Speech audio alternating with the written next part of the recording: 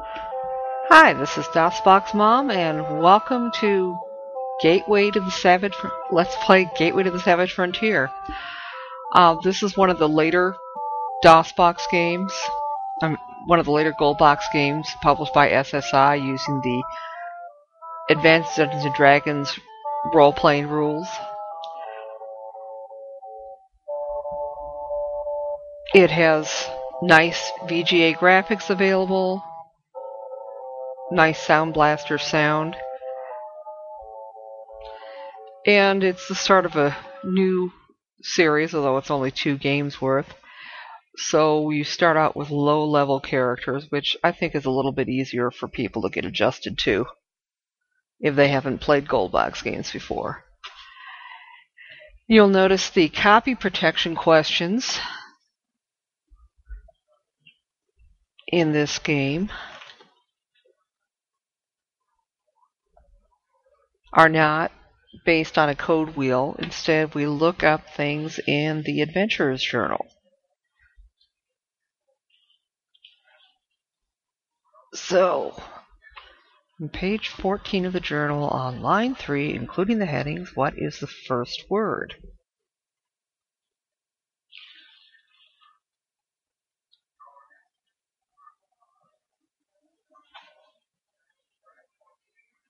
Okay, and I'm looking that up.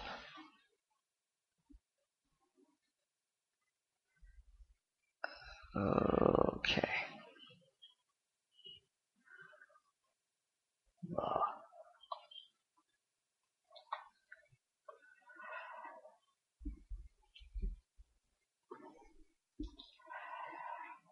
And if we were starting from a fresh installation of this game, we could load save game,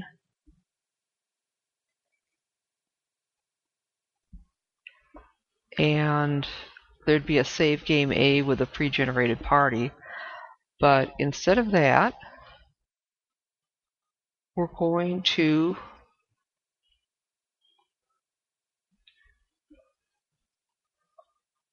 create some new characters. And there are, class and level limits for non-human characters, although since this is only a 2-game series, it's not quite as important which race you pick for your non-human characters. Probably your best choice is still as a thief, but it could be a multi-class thief. So I'm going to do a female elf magic user thief. She'll have unlimited advancement as a thief, and she'll ultimately be able to go up to level 11 as a magic user, which is the farthest you can go in the sequel to this game, Treasures of the Savage Frontier, anyway. And let's make her true neutral. And don't worry about the statistics, as you can always use modify character to tweak them afterwards. And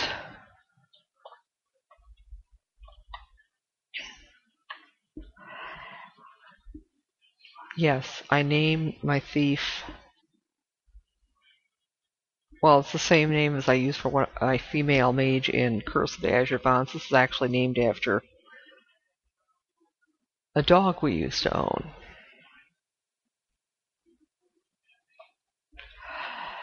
And similar combat icon creation to the earlier games. I kind of wish they'd gone with the system in Dark Queen of Krynn where you had just a couple of choices and they were pre-configured, but actually I like that. Head looks okay for a female character, but let's pick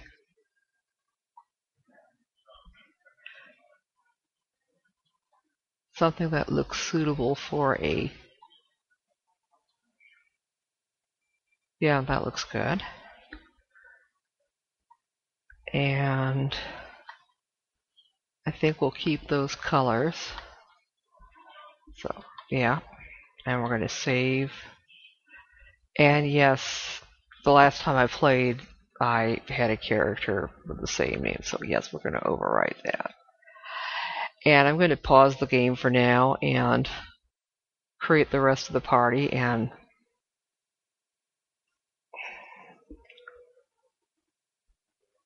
then we'll come back in just a bit and add the characters to our party. So just a minute, please.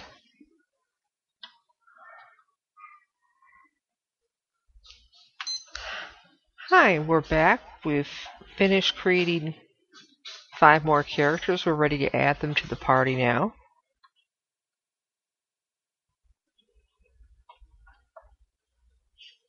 So, created, yeah, this is a male human fighter, male human magic user, female elf mage thief, female human paladin, female human cleric, and a male human magic user. There were a couple of extra characters there. Those were left over from the last time I played through this. But we're going to select Modify Character, and this will also give us a chance to look at each character. Notice they all start out with about 3,000 experience points. So they're not total noobs like the ones you created in Pool of Radiance were. Single class characters will generally be at about level 2. Now we're going to use Modify Character to bump up their stats to their racial and gender maximums, which for humans is 18 for most things unless they're a fighter type. And we can modify all their stats, and if we increase their constitution, we can increase their hit points and change their name if you want. There, so now we're ready to keep. And I'm going to go ahead and modify the rest of the characters, and I will be right back with you again.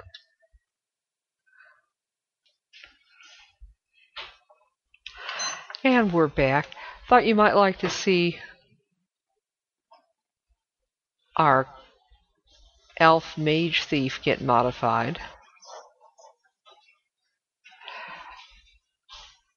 Notice with multi-class characters that 3,000 experience points is divided between the classes, so she's level 1 as a magic user, level 2 as a thief. And since she's a female elf, 16 is the most she can have for her strength. Dexterity 19, which is going to help her armor class.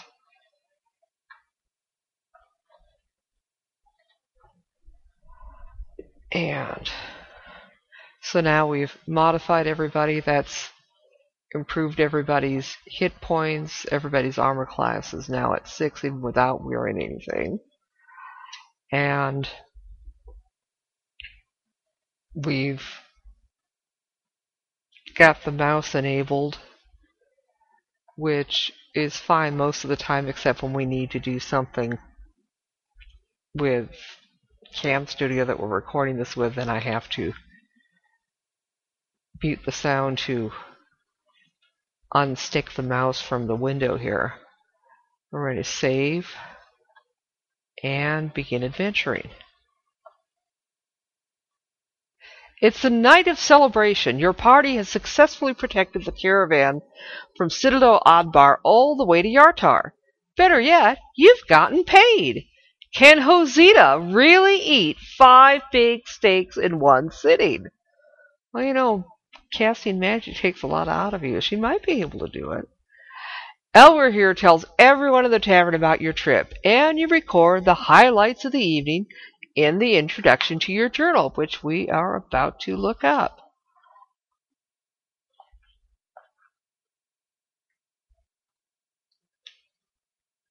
Come on, journal.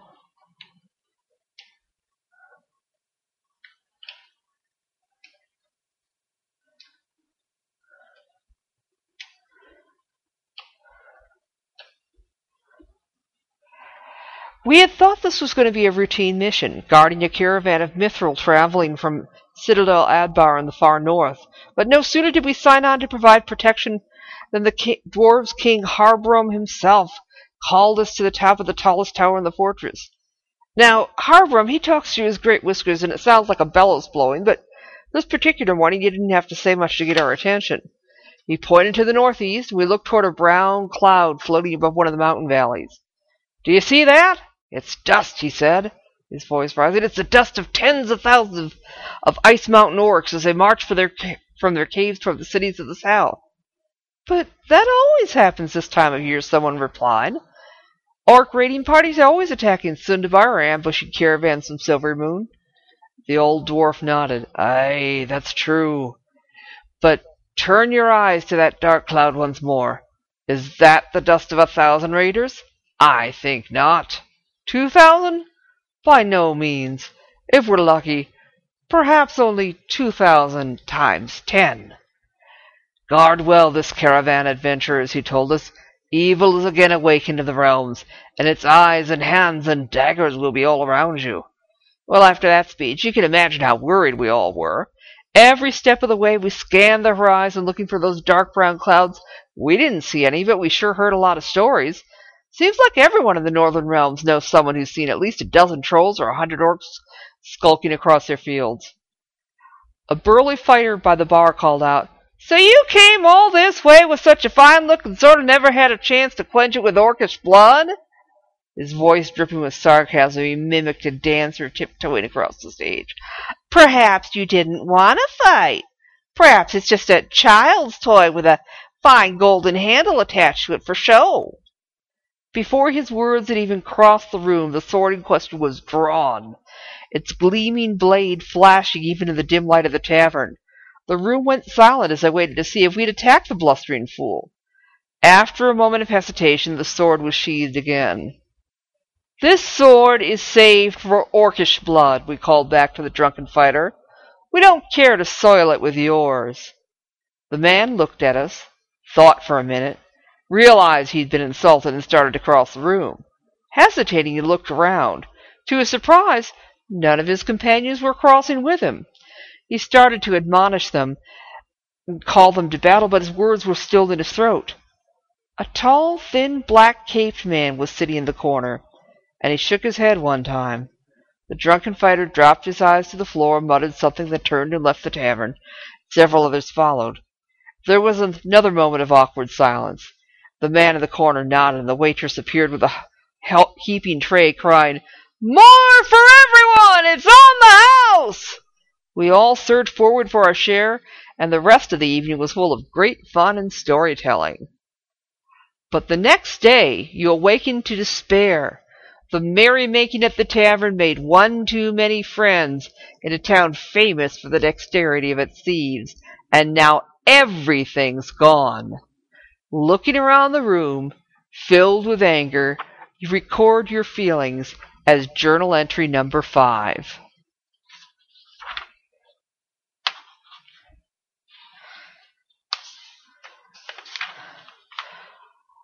A curse upon their filthy heads! They've taken all we had, stolen everything save the clothes on our backs. More for everyone!" the waitress cried out at the tavern last night. We looked at each other, shamefaced at having fallen for so old a trick. Someone slipped a little something in our food, and we slept like contented babes while the bandits stole us blind. All the gold earned on our last mission is gone. We endured those dangers, did our jobs, and now are left with empty pockets. Our heads could have festooned the end of an orcish pike, all for nothing. And we're out of time here, so we'll end the recording at this point and decide what to do when we come back. See you then.